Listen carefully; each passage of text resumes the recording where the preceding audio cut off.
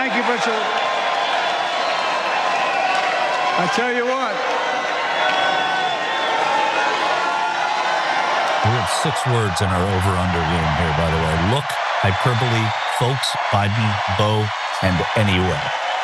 Yeah, we got look at 5.5, folks at 5.5. Number of times he's going to say it. Daughter Ashley, God love you. You're incredible. Oh, Thank you. God love you. And for being my courageous heart, along with Hunter and our entire family, and especially our rock, Jill. And then we started, Jill. Well, as those of you who know us, she still leaves me both breathless and speechless. Everybody knows her. I love her more than she loves me. Oh, don't say that. She walks down the stairs and I still get that going boom, boom, boom. You said bring in the boom, right? I'm not kidding. Let's give a special round of applause to our First Lady, Jill Biden. Oh, Biden. Here we go. Bring out the Jill placard. There was one Biden. Yeah. Oh, yeah. Biden's kind of not fair, though. Well, he speaks about himself.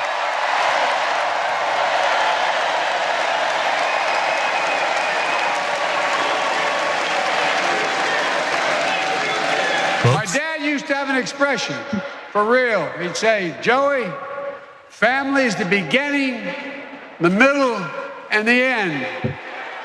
And I love you all. Folks. It's 2. And America, I love you. Oh, the crowd goes nuts. Folks, let me ask you. Let's do it.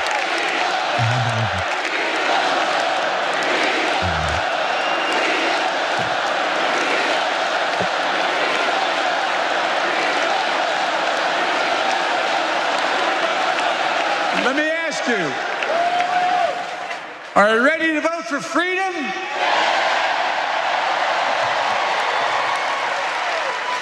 Are you ready to vote for democracy and for America?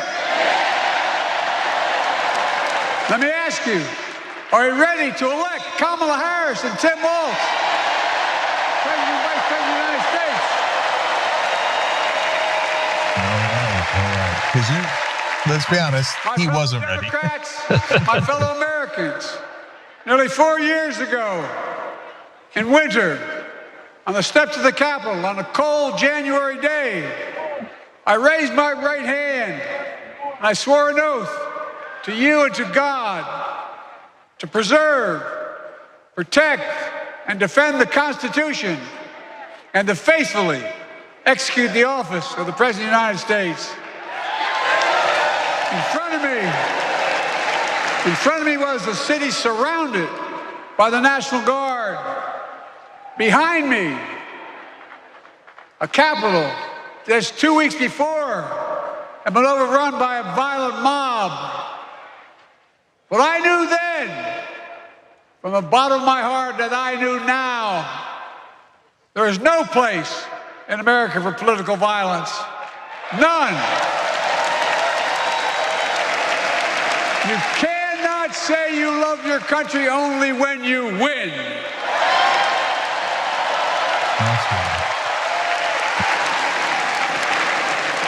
In that moment, I wasn't looking to the past. I was looking to the future. I spoke of the work at hand, the moment we had to meet. It was, as I told you then, a winter of peril and possibility. Of peril and possibility. We're in the grip of a once-in-a-century pandemic, historic joblessness, a call for racial justice long overdue, clear and present threats to our very democracy. Thank you.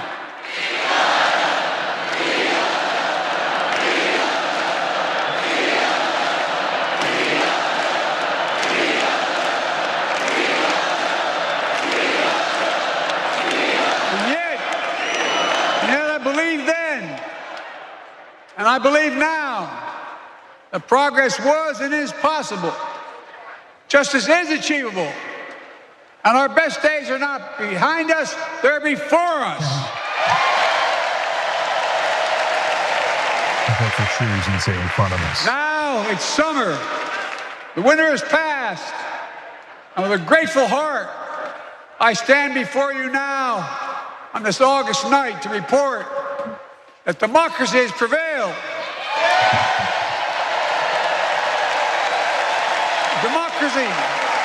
Democracy has delivered.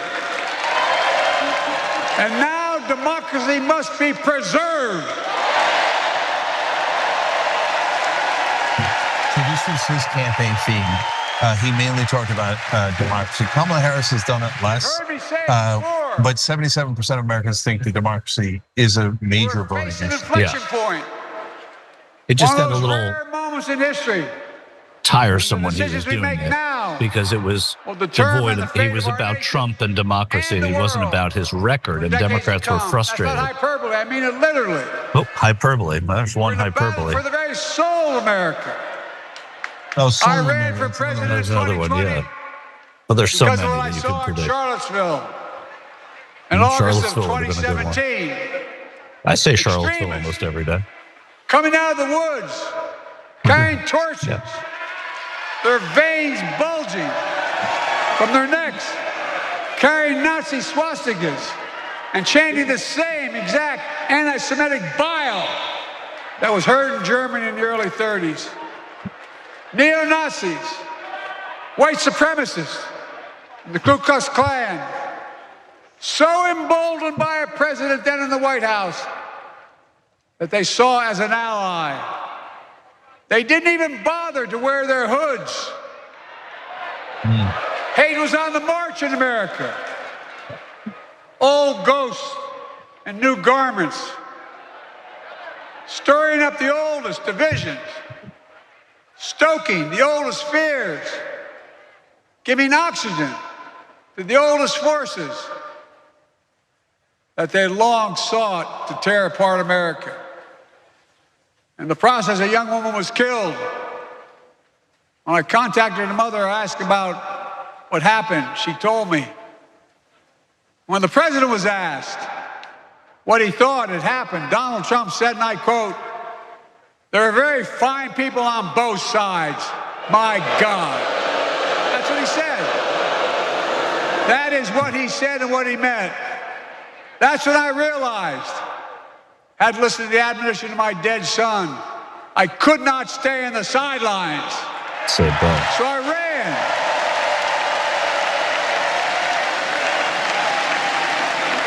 Because I had no intention of running again. I just lost part of my soul. But I ran with a deep conviction. In America, I know and believe in an America where honesty, dignity, decency still matter. An America where everyone has a fair shot and hate has no safe harbor. So this is a fine speech for Joe Biden, but if he was the candidate, I would hate this speech. It's not the, you got to talk more about what you can do for the voters, but that's not what he's doing. It's still very much alive. there's some chance, I'll give you, that he would have given this speech regardless. But he's not the candidate now, so it's unfair to say. Voters voted for us more than any time in all of history. Because of all of you in this room and others, we came together in 2020 to save We both have the democracy. over 5.5. Maybe we overlooked. As your president, I've been determined to keep America moving Talk forward. about that and the members only Not as well. going back. To stand against hate and violence in all its forms. To be a nation where we not only live with but thrive on diversity. Demonizing no one, leaving no one behind, and becoming the nation that we profess to be. I also ran to rebuild the backbone of America, the middle class. Middle class. I know this is also about his legacy, but he's got to talk a decent amount about Kamala Harris. That I'll be a president for all Americans, whether you voted for me or not. We have done that.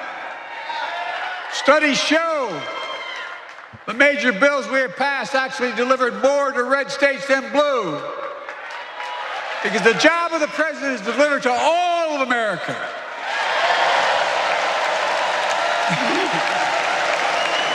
Because of you, and I'm not exaggerating, because of you. No, he said I'm not exaggerating. He could have said this is not hyperbole. Damn it. Period. When I say we, I mean Kamala and me. Oh, there you go. Just think about it. COVID no longer controls our lives. We've gone from economic crisis to the strongest economy in the entire world. Record 16 million new jobs. Record small business growth. Record high stock market. Record high 401ks.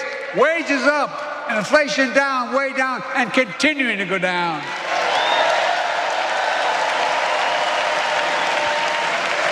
The smallest racial wealth gap in 20 years.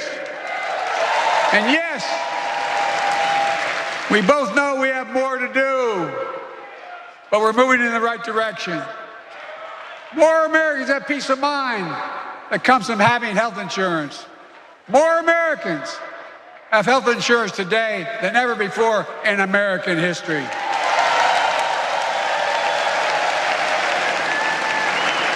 And after, as a young senator beginning to fight for 50 years to give Medicare the power to negotiate lower prescription drug prices, we finally beat Big Pharma. One more drug. One more drug. Four more drugs. The tie-breaking vote. Vice President, soon-to-be President Kamala Harris. That means, yeah. I know, but it's not wrong, but it's always funny. Instead of paying $400 a month for insulin, seniors with diabetes will pay $35 a month.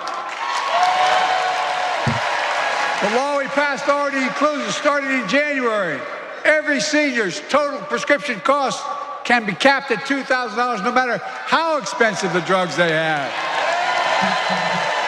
That is actually really good. And to be fair, I don't give them enough credit for that. Don't seem to understand. Our reforms don't just save seniors money, they save the American taxpayers money. Yeah, that's right. You know what we just passed saved? It saved $160 billion over the next decade. That's not hyperbole. Thank you. Nice. Pay those exorbitant prices to the Big Pharma. But look, thank you, Kamala, too. Look. Folks again. How can we have the strongest economy the number's in 5.5 the world without the best infrastructure in the world? Donald Trump promised infrastructure week every week for 4 years, and he never built a damn thing. Good, I like that. Well, to be fair, he did build like part of the wall. I've done. Remember, we were told we couldn't get it done. Remember when we came into office, we couldn't get anything passed? But right now, we're giving America an infrastructure decade, not week. We're modernizing our roads, our bridges, our ports, our airports, our trains, our buses. Removing every lead pipe from schools and homes so every child can drink clean water. Providing affordable high-speed internet for every American, no matter where they live, not unlike what Roosevelt did with electricity. And so much more. I did a story on that. It's actually true. We are uniting the country. We're growing our economy. We're improving our quality of life. And we're building a better America.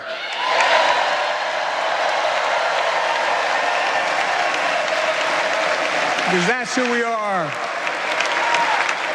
How can we be the strongest nation in the world without leading the world in science and technology?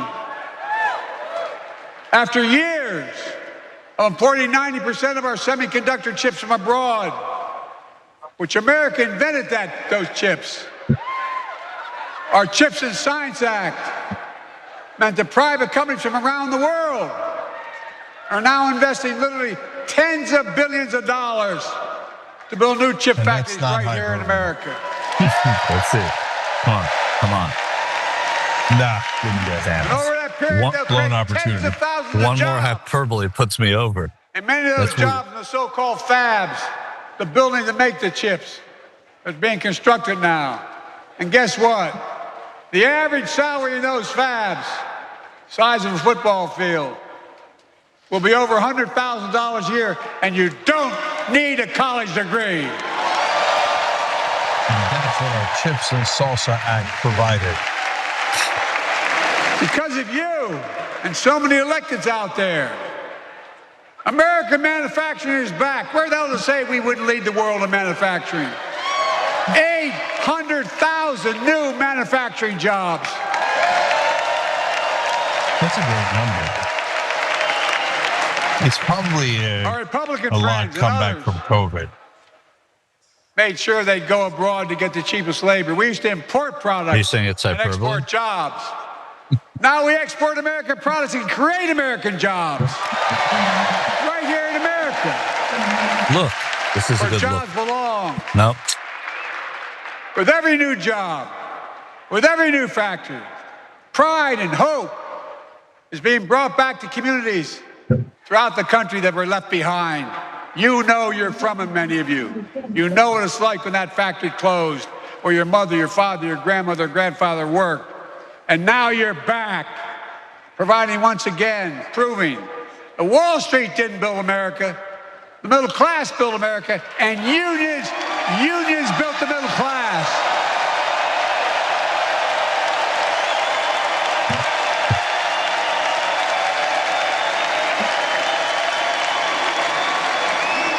It's been my view since I came to the Senate. And that's why I'm proud to have been the first president to walk a picket line.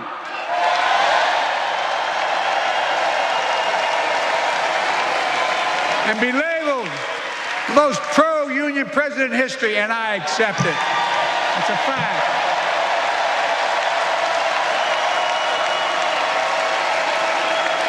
Because when unions do well, we all do well.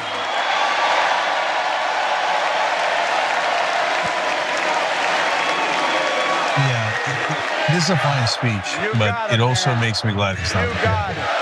You got it, man. You got it. Who's he talking to?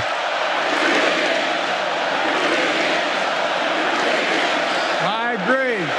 I'm proud. Look, remember we told we couldn't get anything done because we couldn't get anything done in the Congress? Well, with your support, we passed the most significant climate law in the history of mankind.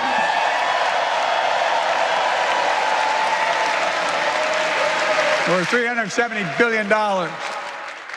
Cutting carbon emissions in half by 2030. Launching a climate corps, similar to AmeriCorps and Peace Corps, creating tens of thousands of jobs for young people of the future who are going to make sure this continues. Creating hundreds of thousands of jobs in clean energy for American workers, including the IBEW installing 500,000 charging stations all across America. Which Trump now agrees with since he's got Elon Musk on. Reducing carbon emissions. And we're seeing it. We're seeing to it that the first beneficiaries of environmental initiatives are those fence-line communities that have been smothered by the legacy of pollution. Louisiana and Delaware. Route 9. Look.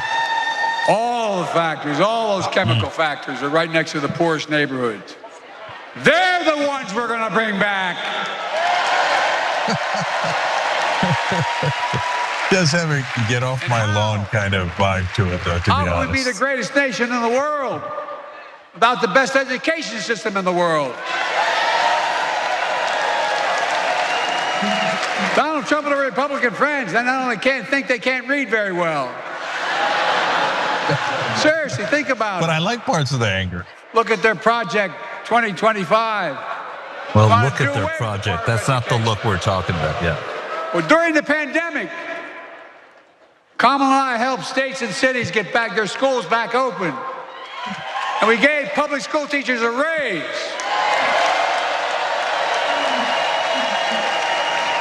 We created apprenticeships with businesses and communities, putting students on a path to a good paying job, whether or not they go to college. And by the way, we're making college a hell of a lot more affordable. Increasing Pell Grants by $900. Over $15 billion to HBCUs. Minority service education, including Hispanic institutions and tribal colleges. We kept our commitment to provide more student relief than ever by lifting the burden of helping millions of families so they could get married, start a family, buy a home, and begin to build family wealth and contribute to the community and grow our economy. It's not costing us, it's creating more wealth. We fundamentally transformed how our economy grows, from the middle out and the bottom up, instead of the top down. You know, they gotta let that line go. What's that? They gotta let that line go. It's not working. Drop down on my kitchen table at the end of the month. I come from a basic middle-class family, 3-bedroom house, 4 kids, a grandpop living with us, decent neighborhood, but never a penny to spare. And look, that top-down notion never worked. A lot of Democrats didn't think it worked, but thought it worked, but it doesn't. And when we did all that, what we've done, everybody can do well. Everybody.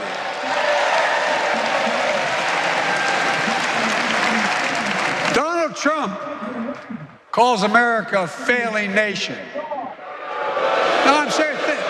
But think about this. Think about this. He publicly says to the whole world, I'm going to say something outrageous. I know more foreign leaders by their first names and know them well than anybody alive. Just because I'm so damn old. But I'm not joking. Think of the message he sends around the world when he talks about America being a failing nation. He says we're losing.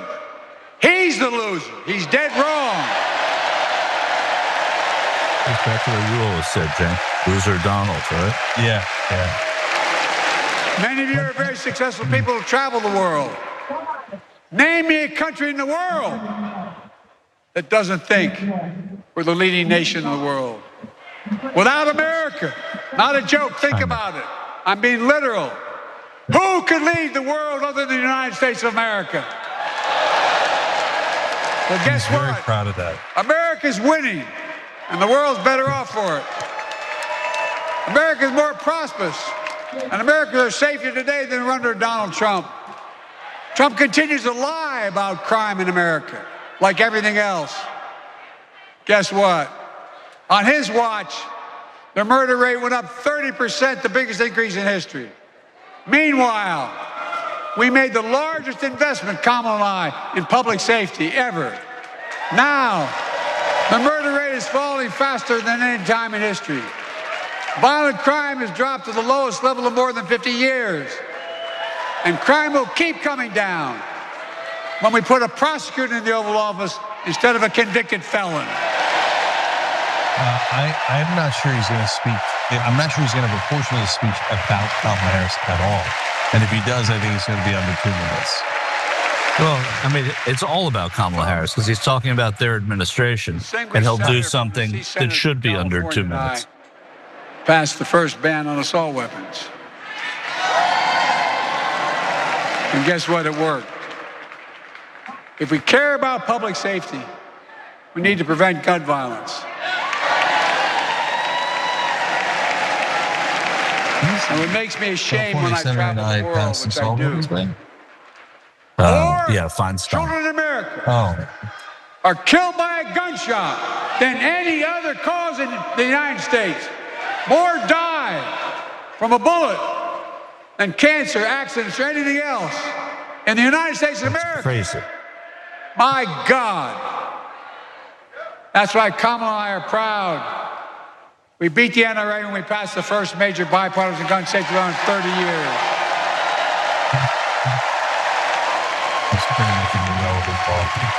I'm serious. That comes from here. And now it's time to ban assault weapons again. But they did beat the NRA, and they've beaten them into real submission financially. Universal background checks. But this stuff that he's talking about now is what they've wanted to do, and the Senate hasn't allowed it. It's hard. I never thought I'd stand before a crowd of Democrats and refer to a president as a liar so many times. No, I'm not trying to be funny. It's sad. Trump continues to lie about the border. Here's what he won't tell you. Trump killed the strongest bipartisan border deal in the history of the United States that we negotiated with the Senate Republicans. Took 4 weeks.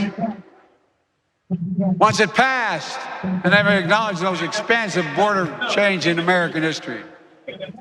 He called senators to say, don't support the bipartisan bill, because he said it would help me politically and hurt him politically.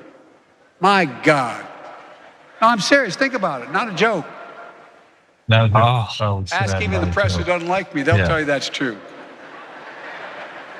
Typically Trump, once again, doesn't like me. No, ask anyone in the press who doesn't like me, and they'll tell you it's true.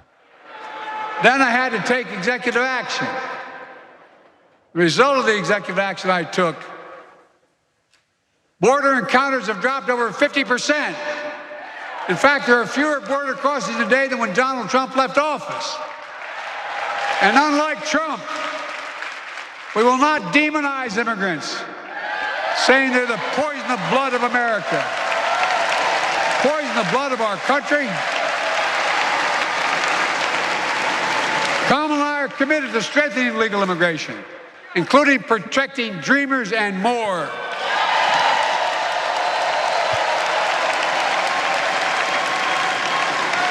And here's what else I believe in. Protecting your freedom to vote, your freedom to love who you love.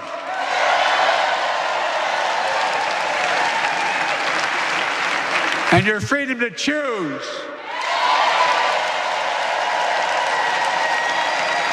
And its decision overturning Roe v. Wade, as you heard earlier tonight, the United States Supreme Court majority wrote the following, quote, women are not without electoral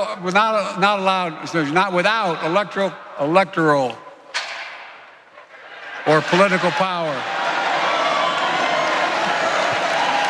No kidding. MAGA Republicans found out the power of women in 2022. And they're going to find out the power of women in 2024. The power of women in 2024.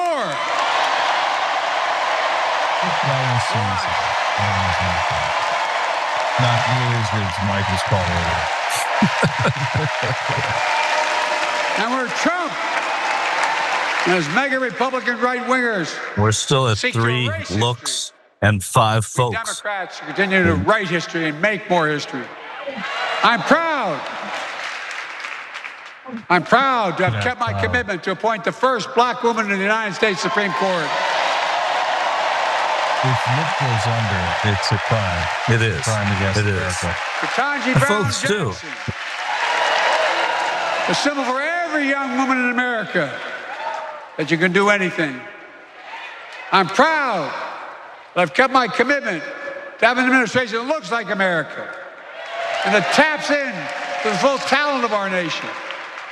The most diverse cabinet in history, including the first black woman in South Asian descent to serve as vice president. Don't feed into what Trump said. Serve as the 47th president of the United States. We had anyway at 2.5, and I took the over, but he hasn't said anyway once. No. And you were right to take the under because they're not going to put that on the prompter. You really got to go over. Yeah, that's true. Thank you, Kamala.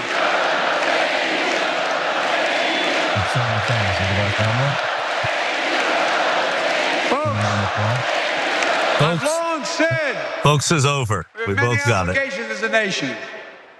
But I got in trouble years ago for saying I'd make no apologies.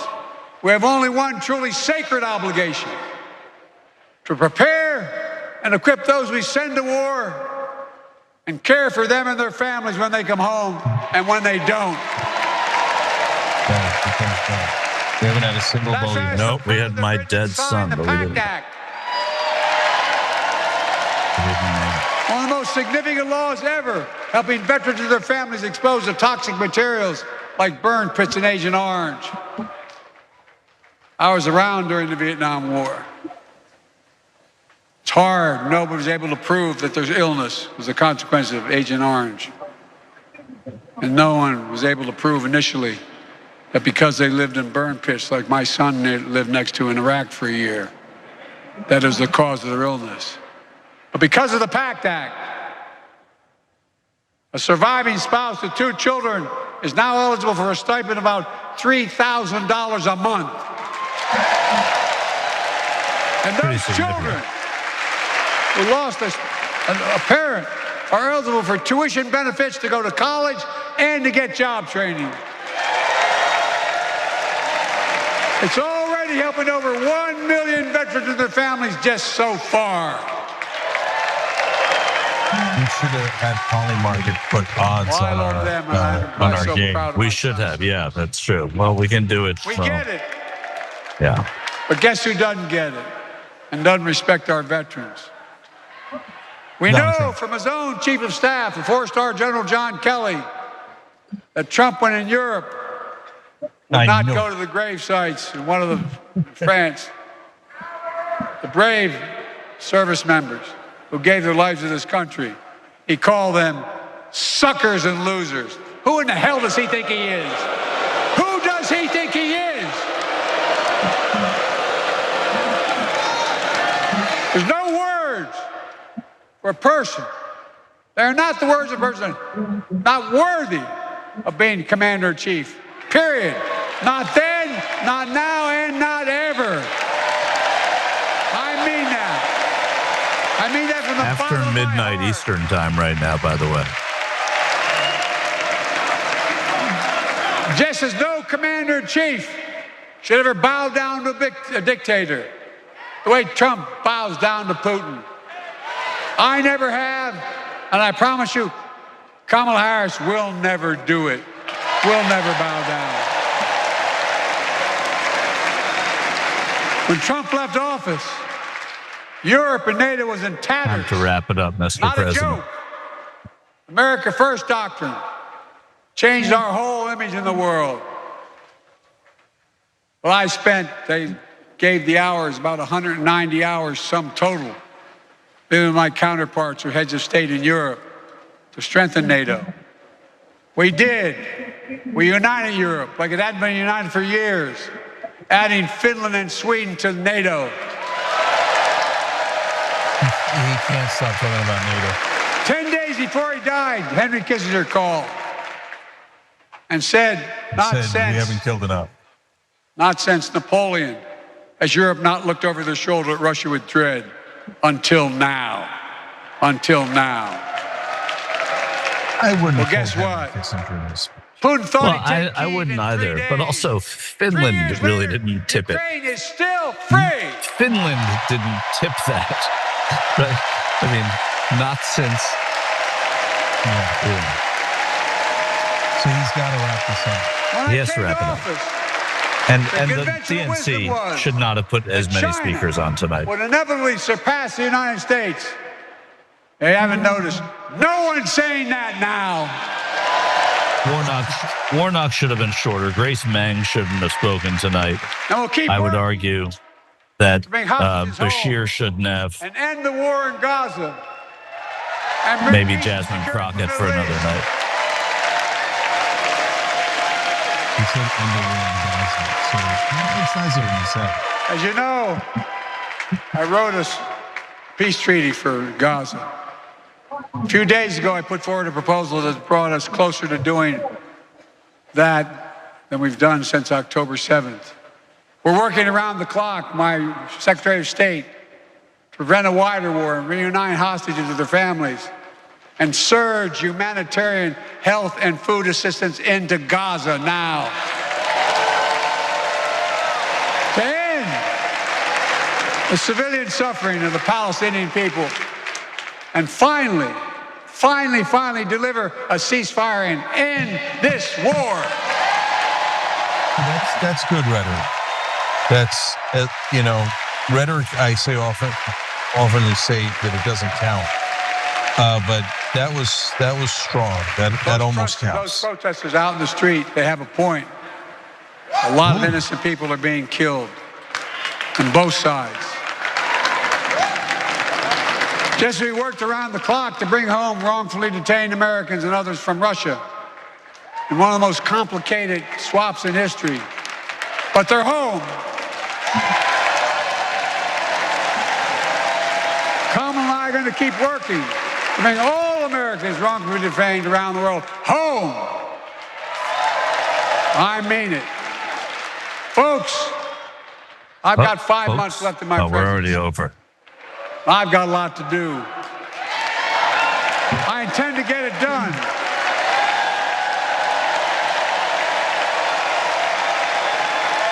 It's been the honor of my lifetime to serve as your president. I love the job, but I love my country more. I love my country more.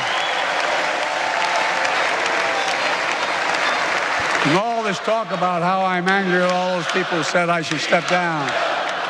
That's not true.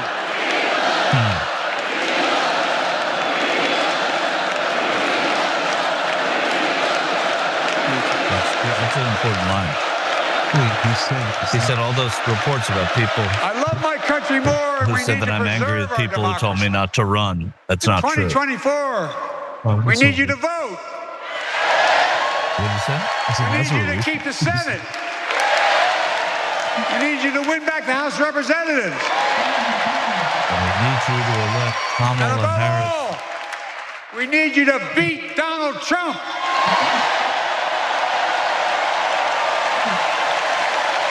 And elect Kamala and Tim President and Vice President of the United States of America. Look, they'll continue to lead America forward, creating more jobs, standing up for workers, growing the economy, lower the cost to American families so they just have a little more breathing room. We've made incredible progress. We have more work to do. And Kamala and Tim will continue to take on corporate greed and bring down cost of food. They'll keep taking on Big Pharma, making insulin $35 a month, not just for seniors, but for everyone in America. And capping prescription drug costs at a total of $2,000, not just for seniors, but for everyone. And folks, that's going to save America again tens of billions of dollars. Folks, they'll make housing more affordable, building 3 million new homes, providing $25,000 down payment assistance for the first-time home buyer.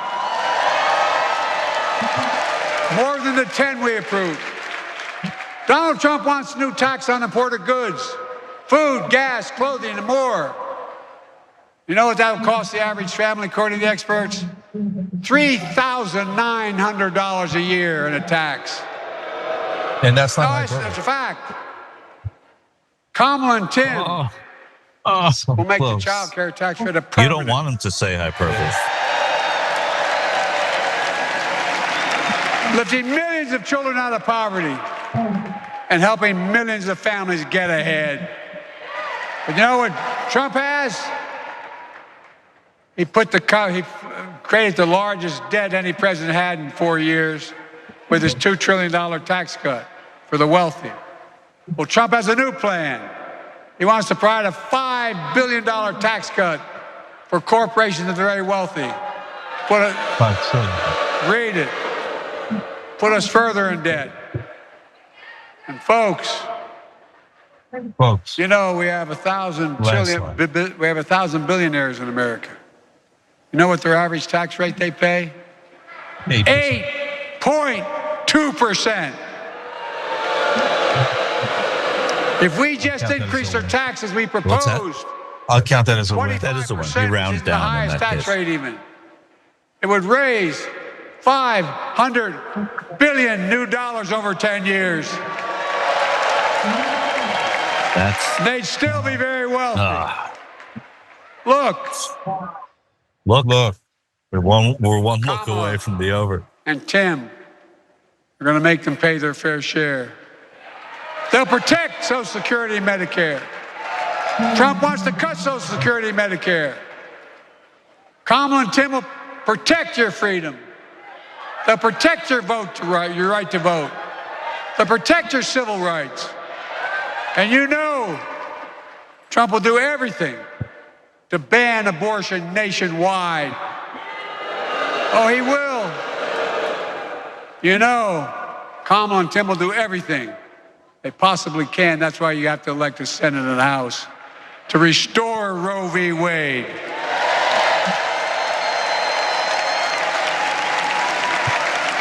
We're all going to be Biden's age by the time the speech is over. The ancient Greeks taught us that character is destiny. Character is destiny. For me and Jill, we know Kamala and Doug are people of character. It's been our honor to serve alongside them. And we know that Tim and Gwen Walsh are also people of great character. Selecting Kamala was the very first decision I made when I became our nominee. And it was the best decision I made my whole career. That's a good line. Okay. He doesn't believe it, but it's okay. It's good. She's tough. She's experienced. That's also not true. And she has enormous integrity. Enormous integrity. Her story represents the best American story. And like many of our best presidents, she was also vice president. That's a joke. No, it's a good joke. You don't have to say She'll be a president. It's like the first time you smell those. She'll be a president respected by world leaders because she already is. She'll be a president we can all be proud of. And she will be a historic president who puts her stamp on America's future.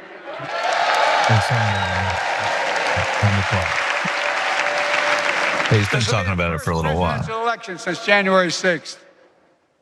On that day, we almost lost everything about who we are as a country. And that threat, this is not hyperbole, that threat is still very much alive. Yes, the overhits. Says he will refuse to accept the election result if he loses again. Think about that. He means it. Think about that. He's promising a bloodbath if he loses, in his words. And that he'll be a dictator on day one, in his own words. By the way, this sucker means it. No, I'm not joking. Think about it. Anybody else said that in the past, you'd think he was crazy. He is crazy, but you'd think it was an exaggeration, but he means it. We can't let that happen. Folks, all of us carry a special obligation. Independents, Republicans, Democrats.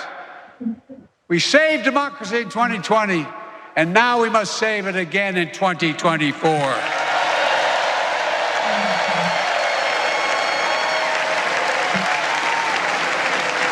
The vote of each of us cast this year will determine whether democracy and freedom will prevail. It's that simple.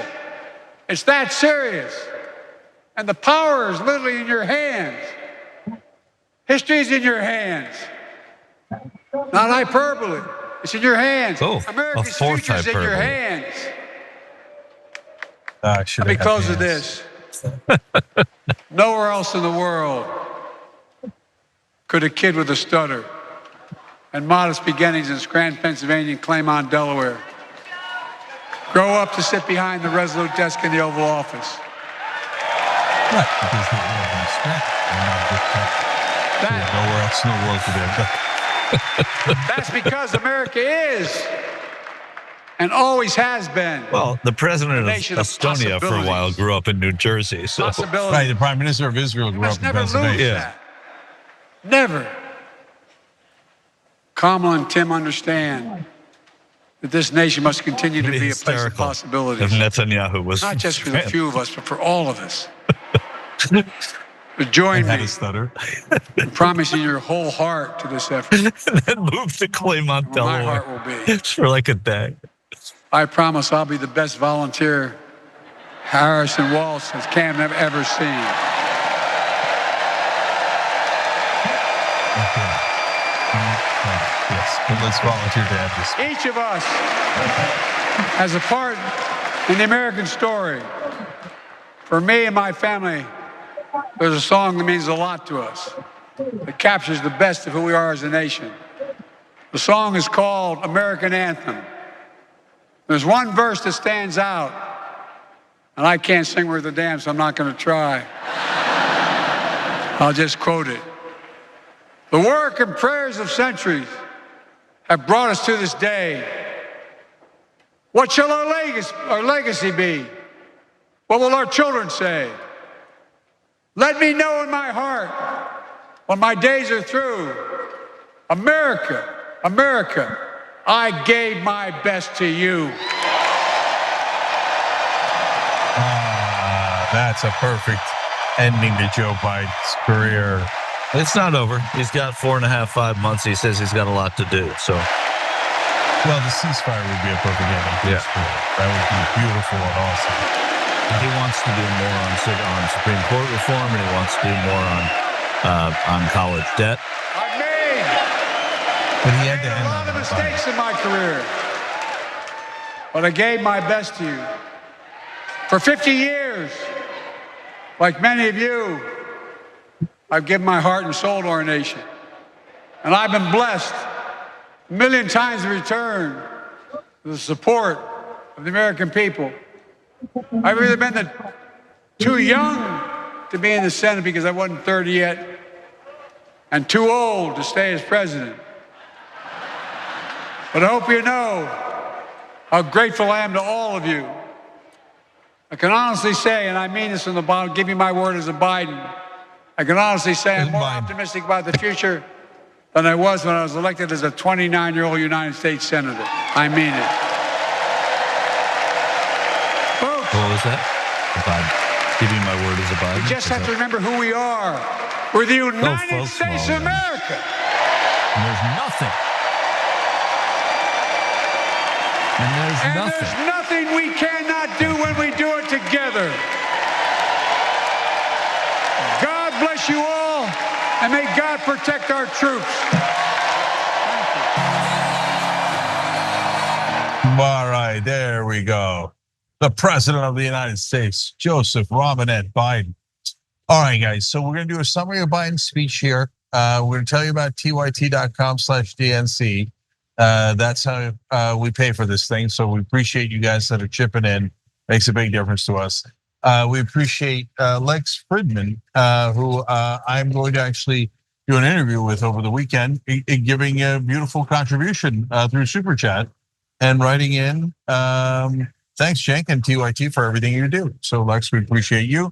And as I'm going to do the summary in 1 second, but I also want to do a shout out to all of our beautiful members that just joined, that again make this all possible. The Immaculate Hobo Effect, that's funny. Gabriel Drax, Heather, Greatest Ever, Wild Jam Arts, Jennifer Alice, Flunk Sauce Dragon, Carl Stillwell, Cody Spriggs, Anthony Yoki, Aresh from Texas, and Jonathan 33373.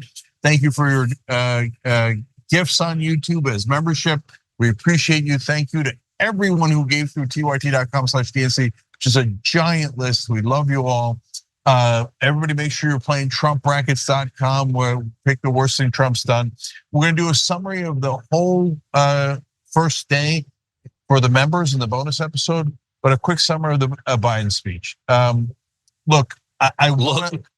That's funny, folks. This is not hyperbole. Okay, so we played an over/under game where I won 5-2. By the way. Oh, you did. Yeah. So that means so we didn't say how much it was for, but we have a rule that we default to $1 if there's no. That's fair. Yeah, that's fair. Yeah. Anything above $1, if we don't specify. No. If we don't specify, it's a rule that Ben and I have. It's a rule I think you and I have. Yeah, of course. And so we had fun with the speech. Look, I wanted to like the speech more. And because Joe Biden did the right thing, he stepped down, and now we went from almost no chance of winning to being the favorites. It's not anywhere near over, but he did the right thing. Trump did. Giant difference, all the difference in the world, right? So all the thank you, Joe chants, and we love you, Joe chants.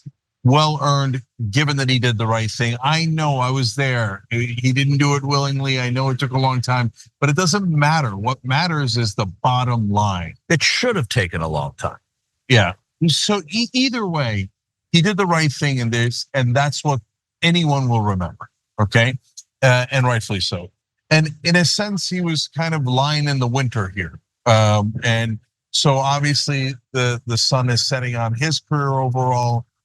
So he hit a lot of his favorite themes. Democracy, of course, is probably his #1 theme. Supporting the troops, and Trump doesn't support them enough. He talked about how they focus on hate too much.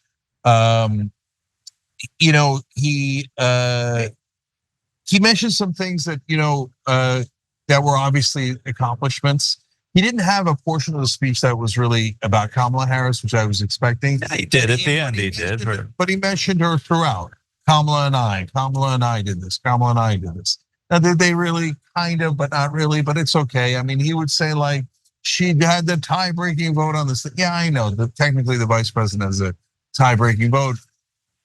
That's not really something Kamala Harris did, right? That's just normal and natural part of that role. But okay, God bless, God bless. And one of the accomplishments that I have to confess, I didn't give him enough credit for, and I just want to give him a shout out on this. So I always say that, they did negotiate drug price on one drug, insulin, and it drives me crazy that he gets too much credit for that. On the other hand, I didn't give him enough credit that he capped Medicare costs to $2,000 a year, and for senior citizens, and that's a big deal because those costs can bury you. And now it can't go past 2,000. Oh, of course, that's still painful, but potentially manageable, right? And so, thank you for doing that, President Biden. Well, my job is to be honest, so I gotta say it. Sorry, but this speech was definitely too long and felt too angry. And I like people who fight Republicans. I like them a lot, but it just felt like get off my lawn a little bit too much. And when you combine the, his age and the anger, it just felt a little old. And so, it had its nice parts that are like a little too corny, etc. But I like corny.